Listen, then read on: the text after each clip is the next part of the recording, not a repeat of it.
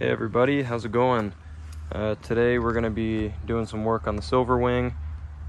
We have some new handlebars, as I had posted on my Instagram, which if you don't follow that, it's KXNRXD_moto, M-O-T-O, and I post more frequent updates and announcements for videos and things like that there.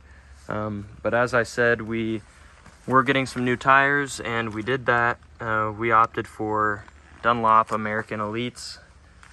They're a pretty good tire for the type of riding I plan to be doing. Price-wise, it was about $330 for the set, and another 100 something and change to mount them up, which is totally reasonable because I took the bike in. You know, I didn't take the wheels off the bike or anything like that, and a local guy to me did the work.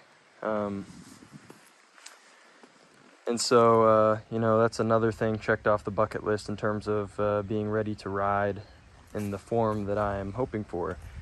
So without any further ado here, we'll go ahead and get into getting these handlebars taken off and getting the new ones put on. So we're gonna go ahead and start by pulling these mirrors off.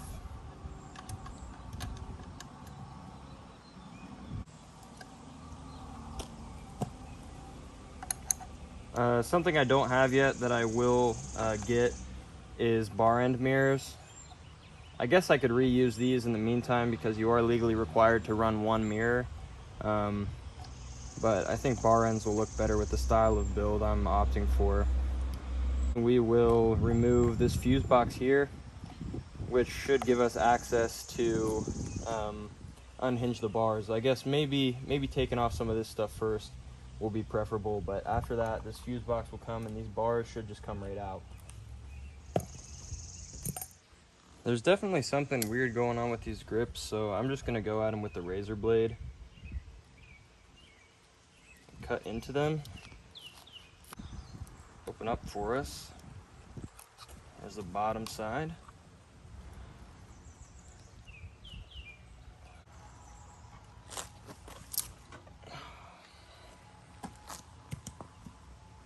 There's one grip off. So when people talk about changing grips, a lot of times you'll see YouTube videos and stuff of people explaining how to do it, and they never quite talk about how to change the grip that is on the throttle. And I don't know why that is, because it's not really that much different from removing the other grip, but still it can be a little bit intimidating if you're not familiar. Some wiggling is your best friend in terms of pulling the grips. That's all it took. And as you can see, we have this little sleeve here that goes over the bar itself. The bar is fixed, of course, and then this is just the throttle here, and mine is really snappy, my tube and everything, so I'm not gonna have to change that. That'll just transfer right over to the new bars. So on all of this this stuff, you'll see it's pretty easy to see what we have to pull, and on the bottom side there's a couple screws. Like down here you can see, if the lighting's all right, maybe not, a handful of screws there that we're gonna pull, and once we do that, these controls will just slide right off the end of the bar.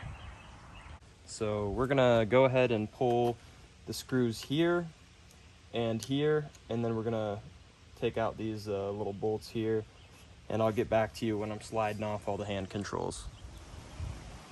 So we are now removing the final screw on the right hand side of the bike. Everything else on the left is already loose. So this is it, and these screws, the threads are ridiculously long.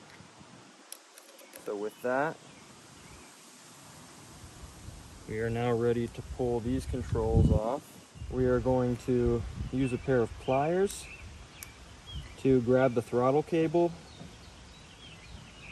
and wiggle it out.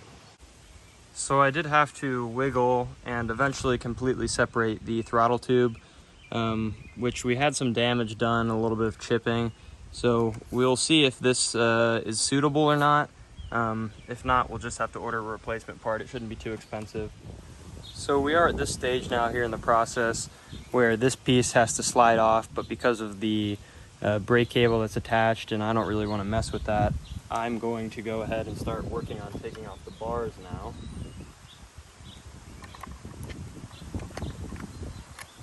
So with that first comes the fuse box cover.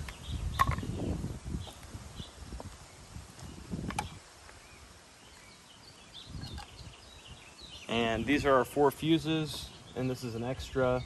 And then we have 4 bolts here that separate this whole housing unit from the handlebars so that we can swing the bars out, hopefully with no major obstructions.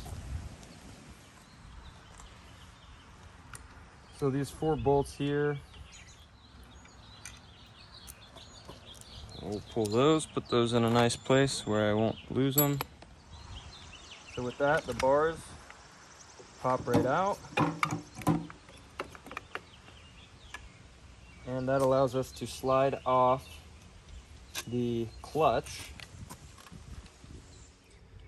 So with that all done, and it did take me quite literally taking a mallet to the bracket here, which should have just slid off, but there was a lot of residue and sticky stuff. So I had to quite literally hit it off the end. But now these bars are free and we're ready to put in our new bars. So here now are our new bars, which as you can see are a lot smaller, and they're also not a super aggressive cafe bar, but I think in the orientation I'm going to mount them, they're going to be a little bit angled more towards me so that we have a more downward hand position that is more indicative of the clip-on style associated traditionally with cafe motorcycles. So we're not going with clip-ons for this bike, we're going for bars up here at the head.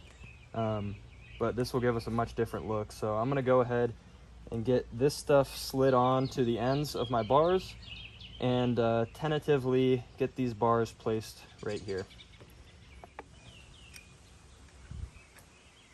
And our final, and I'm not gonna tighten any of these too much right now because I know I might have to mess with it later. But as of right now, that is the new look of the front of this bike. It's not, like I said, it's not super aggressive cafe, but the riding position is going to be a lot different in terms of how your hands are on the bar versus the old bars, which are kind of more like this orientation. So we'll start getting the things put back onto the bars now. So the left side is now completely back together. We have the new grip, as you can see. The clutch lever feels good. We have our turn signals and hand controls here on this side, all in good working condition. And we will now begin to finish buttoning up this right-hand throttle side. Now the unfortunate thing that I didn't realize, I had mentioned it briefly, but didn't realize, is that I snapped off a very crucial portion of this throttle sleeve, or grip, I guess, throttle grip maybe, which is busting this little piece. As you can see, it should look the same as it does on this side, but I'm missing that portion. I snapped it off and I can't find it anywhere on the ground to even try to mess with. Also, throttle moves freely here, but out on this end it does not. So there's going to have to be some sanding here or on the inside of the throttle grip so that I can get some better spring and rebound like I had talked about on the stock throttle. So I am going to have to order a new throttle tube. I don't think I can get this one to work, unfortunately, but I will keep you guys posted. And this is turning into a slightly longer project than I thought. Not that I overestimated my skills, but I just didn't know how in-depth everything was, and doing it for the first time, of course, makes it difficult. So any pointers I can give you, of course, I'll pass along, and it'll make it easier for you to do it on your own. So that's where we're at right now. Like I said, new grip, and I will get back to you once I get that sorted out. So I'm sitting in my car now, more by convenience than anything else. But what I've done to try to be able to utilize this stock throttle tube, which I did damage. I snapped this piece like I said. I've drilled a very, very fine hole, as you should be able to see, kind of in this orientation. And I'm hoping to drop this little brad nail down inside of there with a little bit of glue as a helping agent. And it's gonna just sit down in there. And I maybe will have to use some pliers or something to get it to push down into the plastic a little bit more.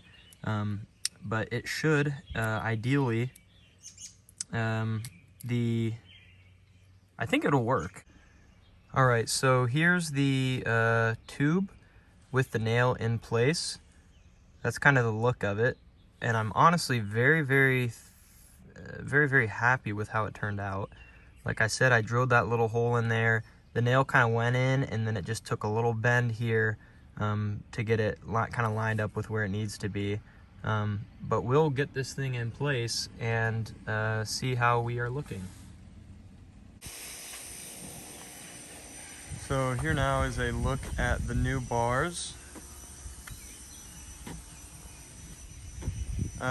These goofy mirrors are gonna go pretty soon.